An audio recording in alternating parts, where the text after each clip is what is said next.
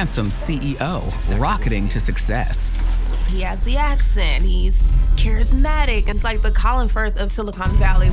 The product that they were about to launch was top secret. This was really a Cinderella story, and it was going to make them a really huge company. Countless admirers bring about countless rumors. When the president of your company goes missing, everybody speculates. It was just veiled in secrecy. They thought maybe somebody had kidnapped him.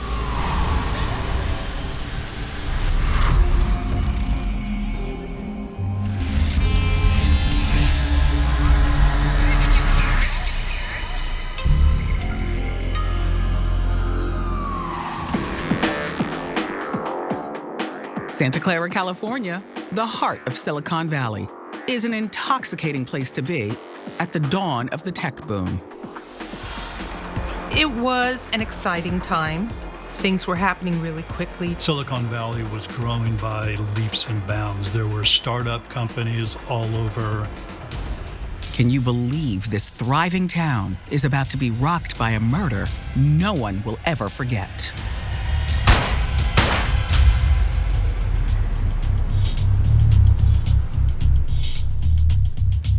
This guy, he's amazing. Look at him out there. 49-year-old Michael Chalkley and his wife Mavis came all the way from England to make it big in the computer industry. My husband was a really highly intelligent man, really quite a brilliant man, really. And he practically could do anything and be successful at it. After years of climbing the ladder at various startups, Michael began to make a name for himself and a hefty salary.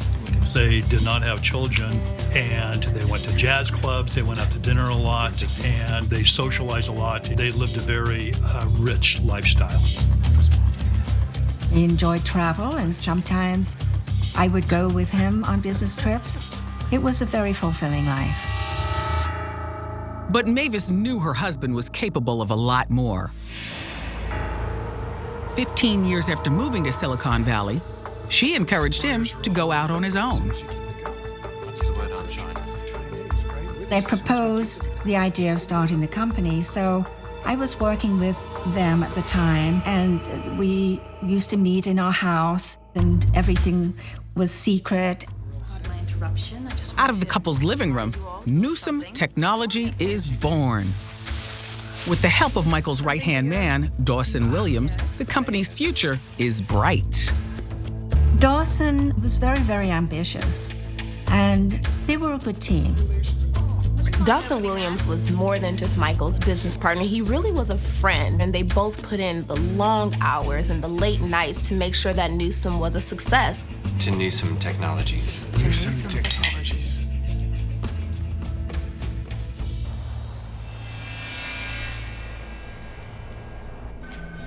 Even with a staff of 100, Michael maintains a hands-on approach. Just an early morning bribe. Michael was popular amongst his employees. He was a friendly boss. He knew people by name. He's one of these leaders that you felt like you were all part of the same system, all sharing the same goal. So do we get this every day? Sure, no problem. And as people started getting hired on, we're with each other so many hours that, they kind of become a surrogate family.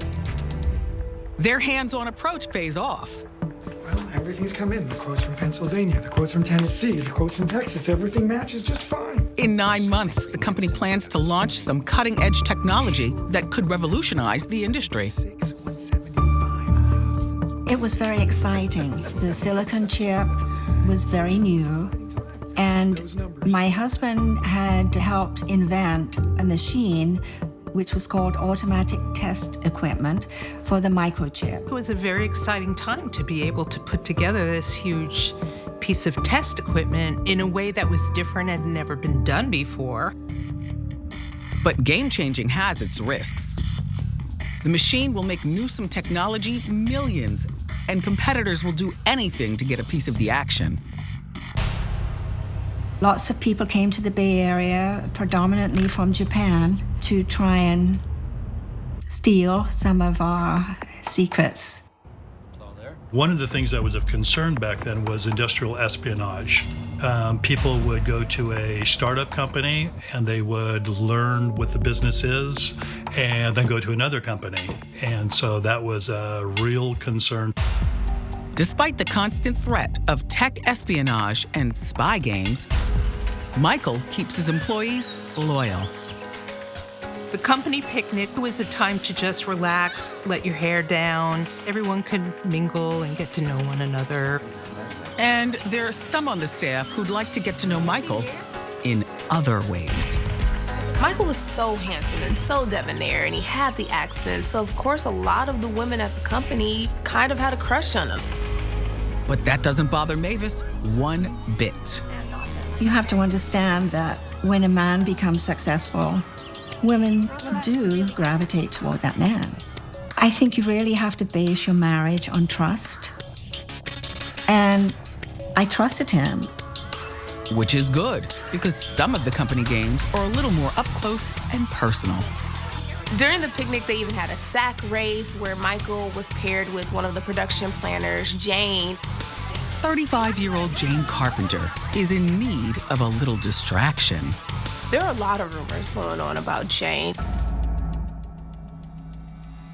Her husband was difficult. There were some issues there. She had recently gone through a divorce. She was raising 2 kids on her own. All right, everyone, on your mark. Get set. Oh, no.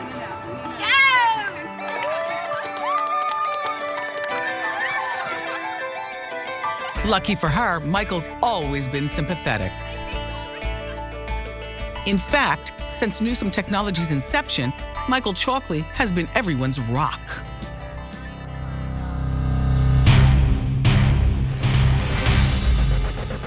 But as the product launch date approaches, the staff can't help but notice something's bothering their fearless leader.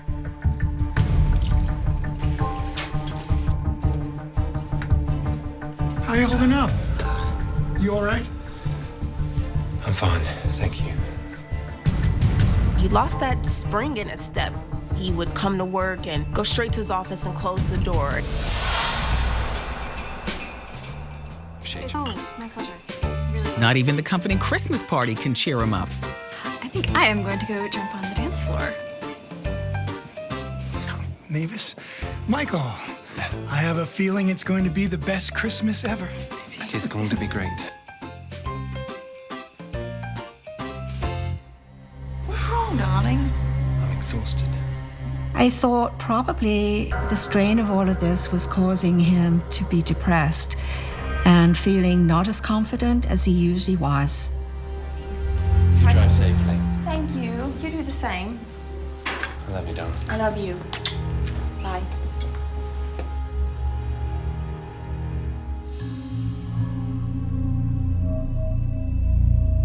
As the weeks go by, rumors grow about Michael's behavior. He was putting so much into this project that people thought maybe there was even more going on with him. Could there be something shady? Maybe Michael just wasn't cut out to make it big. I did hear some talk that he might have been the type of person that would really work hard for success, but then sabotage it before he got there. Especially when rumors swirl of tension in the corner office. We need more people. We have got plenty of It is people on easy. staff. They just... It really was an intense time, not only for my husband, but for the other members of the team. Get the door on the way out. They just need to be motivated. In fact, the whole company is on edge. I mean, there were times I can remember putting in like 14-hour days. A lot, you know, because there were few people and there was a lot to get done, and you just did it, or you just try to get it done. You just try to keep things moving and moving and moving. And Mavis is concerned. There's coffee if you'd like some. No, thank you, darling. You're right. I'm fine. You've lost a substantial amount of weight. It's a bit concerning. He ended up losing about 30 pounds. Even I notice it, and I see you every I confronted him, and he said it was such a huge strain to start this company and be responsible for so many people. It was really wearing him down. By the way, I'll be home But with late. days to the launch, Michael has to push through. He had told me he was going to be home late because he was going to a dinner meeting, which was not unusual. I love you. love you too. I went to bed about midnight, I suppose. And then when I got up in the morning, he still hadn't come home all night. Michael?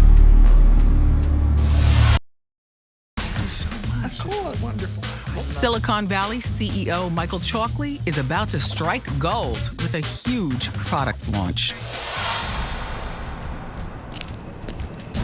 But on the eve of the rollout, he disappears without a trace. Michael? And this was something he'd never done before, never. Mavis checks the office in case her husband is pulled an all-nighter, but no one has seen him. When he's still not home by 7 p.m., she fears the worst and phones the police.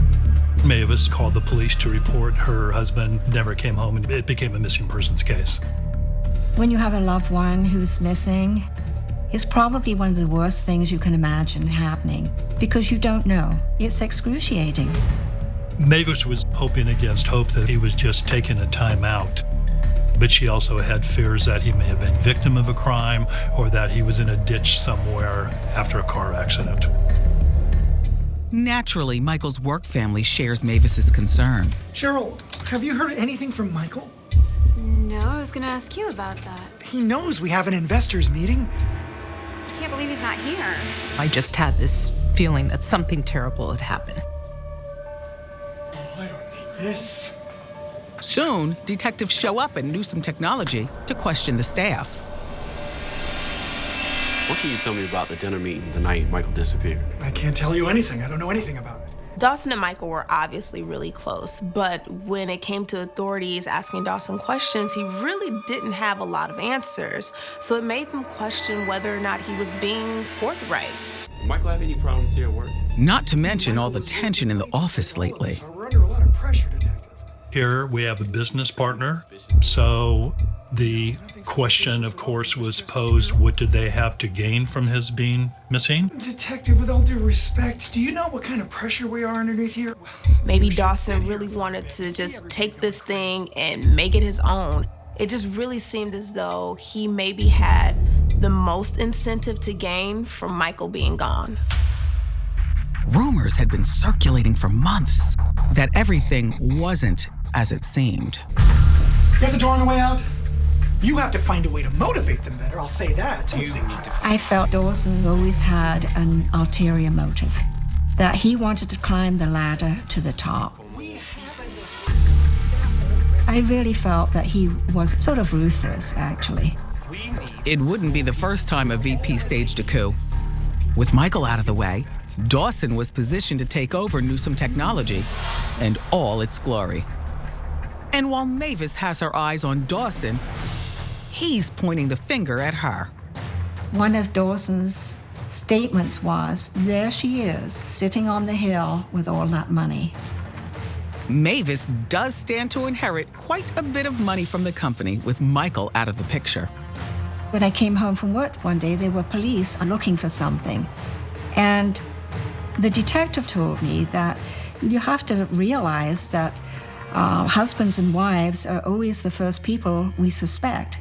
This is it? I mean, I think it's a little unnecessary. Adding to suspicion, there's no one to confirm Mavis's story about the night her husband went missing. Could she have lied to police about Michael's mystery business meeting? After all, Dawson claimed he knew nothing about it. Was Michael involved in any type of drugs? No drugs. Investigators at this point take their questioning with Mavis up a notch. Did he have a girlfriend? No. The police did ask me, was my husband having relationships with other women? Were we arguing and fighting? Mavis said that Michael was a good husband, she was a good wife. Investigators find no evidence of foul play at the Chalkley home. Anything else? Police are no closer to finding Michael, and it's been 3 days since he disappeared. Concern grows that a competitor might have had something to do with his disappearance. Michael's disappearance really had people wondering if this had anything to do with his top secret launch. People at the company were very concerned because of their product. It was just veiled in secrecy. And so they thought maybe somebody had kidnapped him to gain access, maybe being held for ransom. Gossip over what happened to Michael rips through the office as detectives try to retrace his steps. The Belmont Police Department, they interviewed a lot of people at the company. They did extensive interviews with Mavis. They continue to talk to his friends and his employees. They've even gone to restaurants that he goes to quite often, and still nothing. This project is this close. It's going to change the face of the industry. Why would he do that? I don't know. The pressure. Sometimes men get scared. I don't know. Do you think his wife had something to do with it? Police issue a statewide bulletin, and the case of the missing computer executive makes major headlines. Usually a missing persons case is just local, but this went international because we were getting inquiries all the way from England. Ladies, I know this is sad, and I don't want to seem callous, but we're all on a deadline, and there's plenty to do.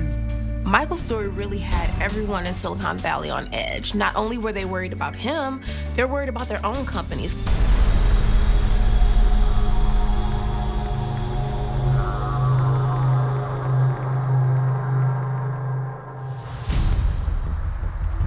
Eight days after Michael Chalkley goes missing, investigators get a big tip from production planner Jane Carpenter. Against all odds, she spotted Michael's car not too far from her own condo. As I recall, the car looked perfectly fine. Just it had been parked there and left, and that was it. As officers find out, even the car alarm is still set, indicating no one's touched it since Michael left the vehicle. What was your relationship with Mr. Chalkley? He's my boss. She said she needed a ride home, and he, being the friendly boss, was gracious enough to give her a ride home. And Jane has a logical explanation. No, I only just now noticed it. I typically leave from another door in the building, but... Jane told us there's two possible ways for her to leave and come back to her condominium, and she took the other way. As soon as she did notice Michael's car, she calls the police. He's your boss? Yes. Is there anything else going on between you two? No, we're friends, if that's what you mean. People How long have you known were Mr. just Chalkley? floored that his car was found outside her residence. And then, of course, people just take it from there. Did you know? Did you know? Did you know? The focus of our investigation became that neighborhood. We talked to anyone who may have seen or heard anything suspicious that night, and nobody saw or heard anything.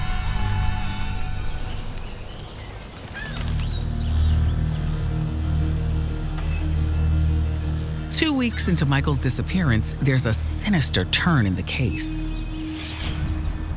A gruesome discovery in the San Francisco Bay.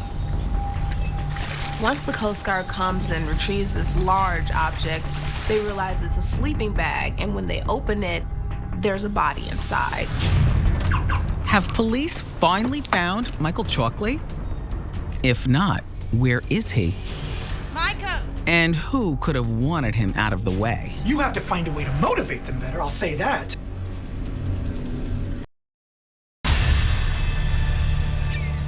Two weeks after Silicon Valley CEO Michael Chalkley disappears, a sleeping bag is pulled from the San Francisco Bay. When the Coast Guard finally open it, they realize there's a body inside, and it's badly decomposed. The body was clearly that of Michael Chalkley. Michael's body had 2 bullet holes in it, and it was in a sleeping bag that was thrown into the bay, held down by the anchors. The whole site was very grisly. It's clear it's a homicide, so somebody's killed him with a gun, and then he's trying to cover it up. At the coroner's office, the medical examiner determines he's been in the water for at least a week. But there's plenty of evidence intact. The biggest pieces of evidence we found were the 2 bullets still in the body, the sleeping bag, the anchor and chain, and some long blonde hairs. There was also some carpet fibers in the sleeping bag. Those kinds of fibers, hairs found on anything in contact with the body can be very crucial. For authorities, the oddest part of this collection of evidence was definitely the long blonde hair. No one we knew of had long blonde hair, so we wanted to find the owner. But first, investigators must break the news to Mavis.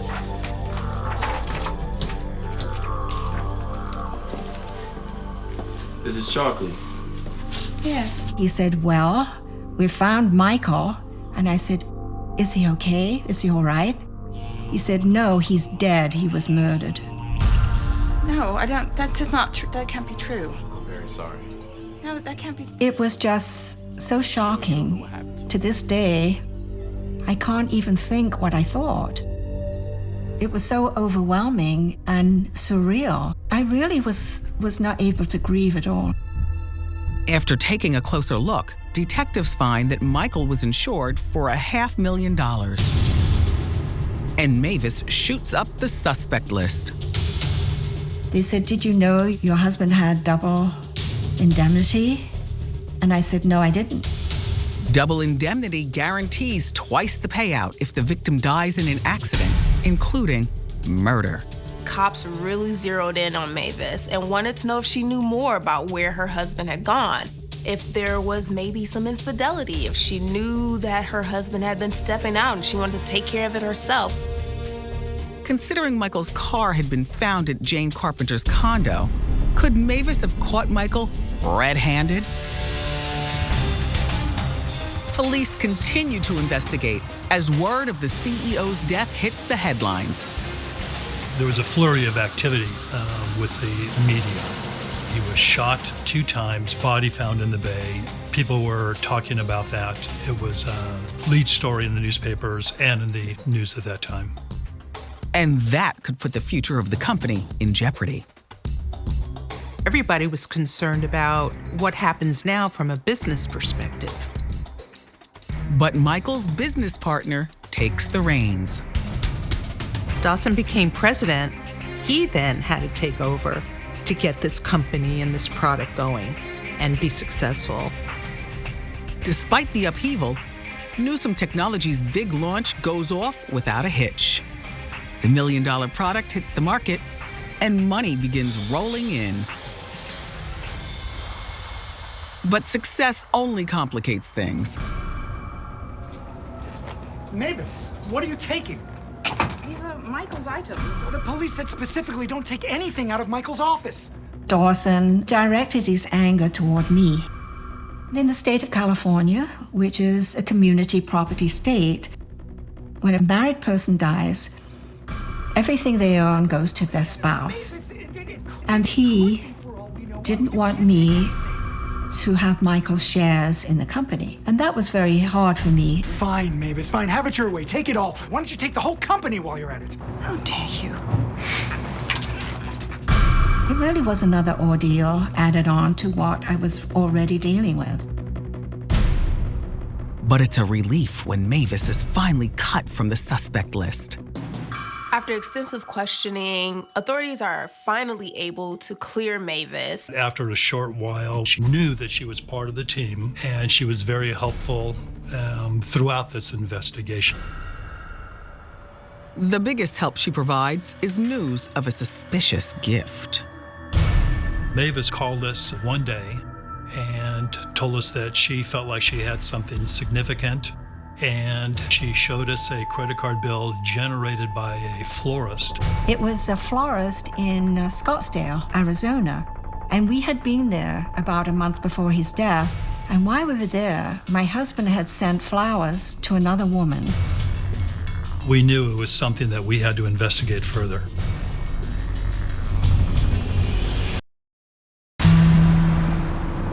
After CEO Michael Chalkley is found shot to death in the San Francisco Bay, his wife Mavis comes forward with a major clue.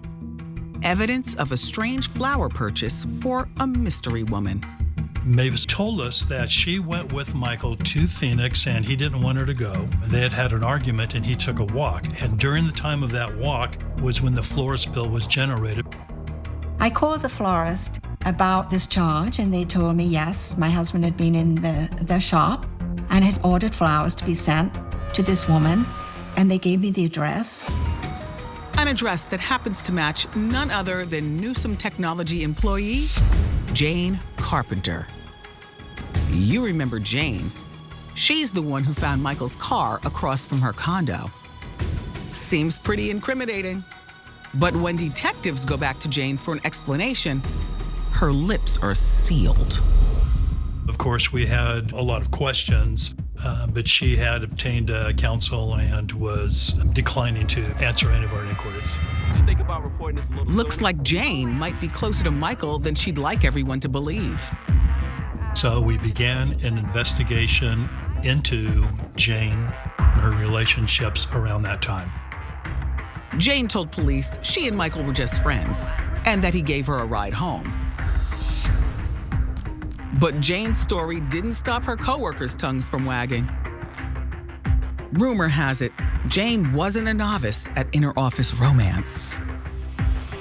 Jane came across very friendly. We were all younger, a little bit looser. The men found her very attractive. So I think there were lots of opportunities to get together. And it seems that Michael had become her latest target. The employees noticed that Michael behaved differently in the presence of Jane. One person described it as almost giddy. An innocent office flirtation became a planned seduction. Jane once said to me, "So what do you think about me having an affair with Michael?" And I just went, "I think that's a terrible idea." I said, "What do you think? He's the president of the company." Some of the ladies from the company took me out to dinner, and they specifically mentioned this party, that as soon as I left, she danced with him all night long. You aren't leaving, are you? No, not yet. Good, I'm having so much fun.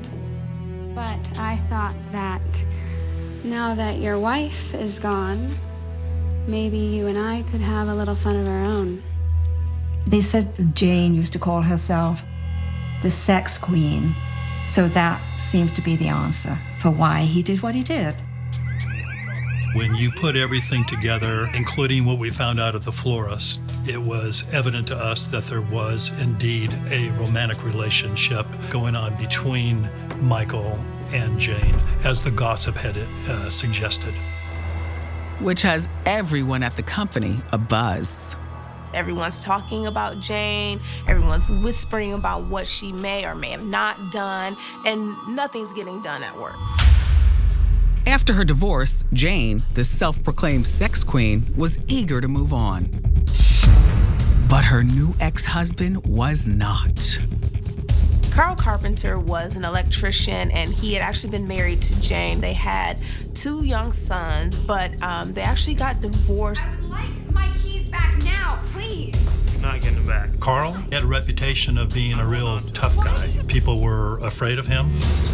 Carl was the type of man that felt it was okay for him to do what he wanted, but not okay for his ex-wife. This is ridiculous. Why won't you give me my keys back? That Carl would come around her place, call her, and was trying to be controlling of her, even after they had split up. We learned from one of Jane's confidants, that she was very worried about him having a key to the condominium, coming and going at will, unannounced. You have no right to come in here and tell me what to do. We are not married anymore. Now I want my keys back. Give me my keys. You're not getting them. I always had the sense that he might have had a temper, that, things were a little off. Based on the circumstances of the murder, it seems unlikely Jane could have overpowered Michael, killed him, and dumped his body. They start to think Jane's jealous ex may have had something to do with the murder. So where was Carl the night Michael vanished? Where were you the night of Michael Chocolate? So investigators go and talk to Carl, and of course he denies any involvement in Michael's murder and actually says he has an alibi. I was at some pizza place with some buddies of mine. We're up at Alameda. He said that he went to a pizza parlor in nearby Alameda with some other people. They ordered pizza, and then he came back to Newark. It's a weak alibi for sure, but without further evidence, police have to let him go for now. At this point, a theory was developing, but we had more investigation to do. Our detectives were working almost round the clock on this. But Carl's not the only one in the hot seat. Could Jane have masterminded a plot to kill her lover? Or could Michael have been killed in a hostile takeover? Michael. And what about the mysterious blonde hair found on Michael's body? It's certainly not Jane's, but it could belong to the killer. It was really important for the investigators to just keep an open mind in this case. While they had some pieces of evidence, it's not always the most obvious person that's committed the crime.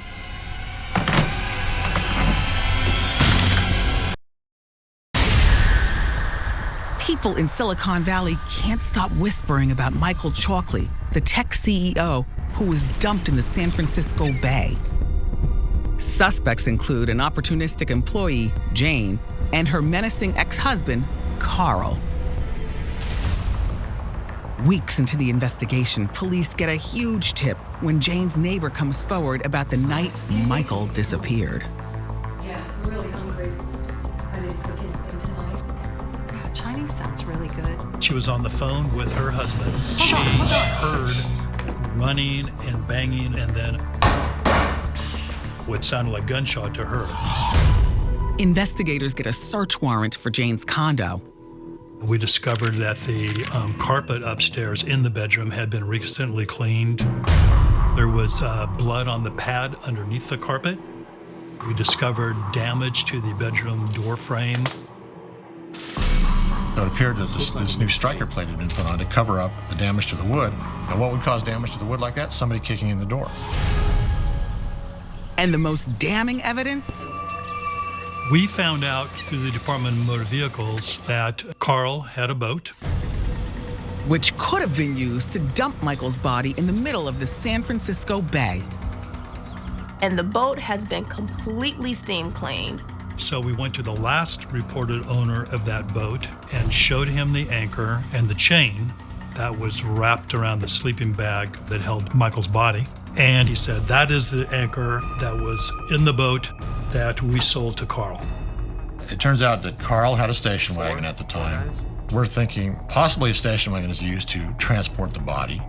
He had reported that his station wagon had caught fire and burned up accidentally. And the arson investigator told us the cause of the fire was suspected arson. Our thoughts then were that he did not want us to find evidence of the crime in the station wagon. When police review Carl's weak alibi, the timeline doesn't hold up. And so that put Carl right up there as involved, at least with the cover-up and the disposal of the body, if not the murder itself. And as for the most confusing clue, the long blonde hair in the sleeping bag was a mystery to us because nobody on Jane's side or on Carl's side had long blonde hair. Investigators found out the sleeping bags were actually used by Carl and Jane's sons. They had sleepovers frequently, and they were actually able to trace the blonde hair back to one of their sons' friends. There was also an issue of who had a gun. Where was the gun? And I figured out that Carl had a gun. Carl never did produce the gun for us, so we were unable to match it specifically to the bullets found in Michael's body. But it's enough. A judge signs an arrest warrant for Jane and Carl Carpenter. No right to be doing this, and this is ridiculous. It was a feeling of relief. It really was. But of course, we hadn't had the trial. And I just hoped they would be punished for what they did. When I heard that they were both arrested, my first thought for sure was that he did it, because it just fit his background and the way he felt very entitled to her. But when they arrive at court, everyone's surprised that the bitter exes seem to have kissed and made up. People were in shock. It was definitely a huge twist. Despite the courtroom drama, prosecutors are clear about what went down that night at Jane's condo. Michael and Jane were having a secret affair that developed out of their working together. Turns out, Michael's stress wasn't just over the company. He had a guilty conscience. Remember when he told Mavis he'd be at the office till late? And Michael had come to her place that night. They were upstairs in the bedroom. What the hell? And Carl burst in. What's going on in here? Who are you? Shot Michael twice. See what you made me do? This is your fault. Prosecutors really believed that Carl had motive to kill Michael. He was the jealous ex with a temper. He walked in on them. He killed Michael. Prosecutors also believed that Jane feared for her life, and that's why she helped Carl cover up this murder. You're gonna do exactly what I say, all right? And then Jane helped him put the body in the sleeping bag, put it in the station wagon, take it to the bay, put it in the boat, and dump the body into the water. 2,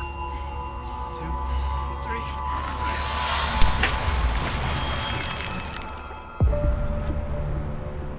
But when Jane takes the stand, she makes a shocking confession.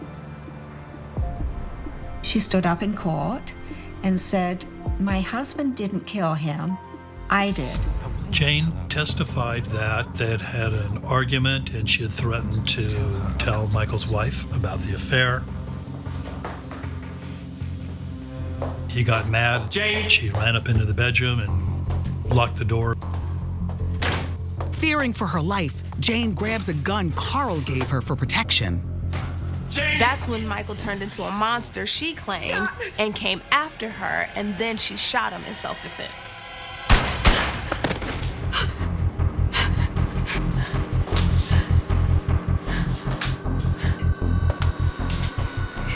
What happened?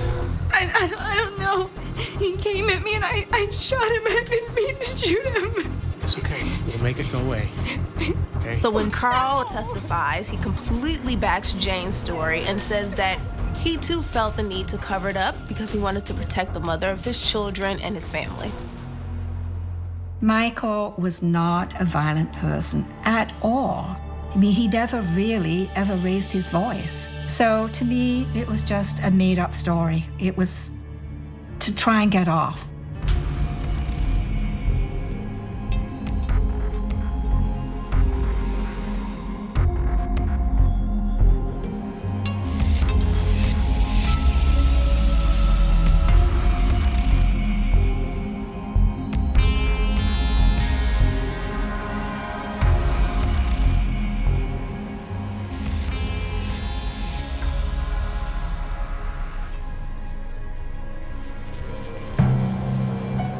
It was injustice to me because I think they were guilty and I really wanted them to go to jail for the rest of their lives. We all felt let down. We were all flabbergasted. It was so heinous that I just can't, even to this day, believe that I know anyone who could do anything like this. Are you having fun? Jane was an opportunist. She sought out an opportunity for gains for herself. And she didn't care who she was hurting. Despite the scandal, Newsome Technology becomes a global success.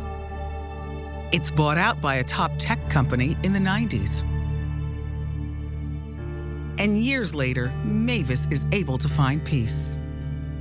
I was determined from the beginning that I would not allow this tragedy to destroy me. And later on, I met a very wonderful man who's now my husband, and I feel I have happiness at last. In the end, Michael's murder isn't due to corporate espionage, and there was no evidence of any wrongdoing by his partner or any of his business associates. In fact, it's just an old-fashioned love triangle gone horribly wrong. Only Jane and Carl know what really happened that night. And still, the murmurs continue to echo through Silicon Valley about a brilliant entrepreneur, a dangerous employee, and a death so disturbing, no one will ever forget it.